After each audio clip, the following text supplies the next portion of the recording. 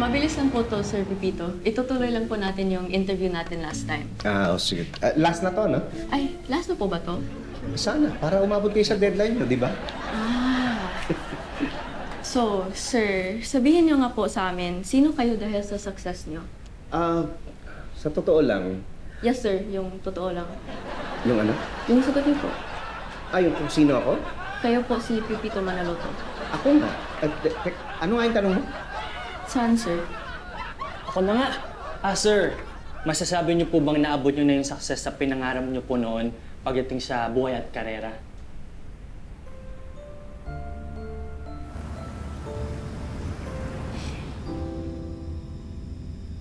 Uy, hindi ka pa matulog.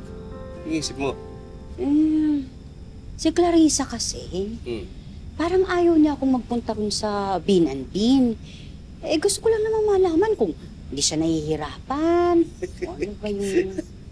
Intindihin mo na lang. Siyempre nakakahiya naman, di ba, nagtatrabaho ka, kabantay yung nanay mo. Naisip ko nga rin yun. Ikaw, ba't di ka pa natutulog?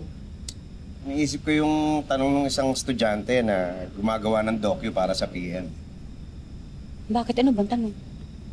Tanong niya kung masasabi ko raw ba na successful na ako. Ang dali lang nasagot dun. Siyempre, oo. Paano mo naman nasabi? Kasi, nagtatrabaho ka ng maayos, hindi ba? Wala kang mga taong nasasaktan. Mabait ka sa mga katrabaho mo, mabait ka sa amin, sa akin. Hindi naman basihan yata ng success yung maayos ang trabaho mo. Parang ano, ewan ko, parang may kulang. Ano pa ba?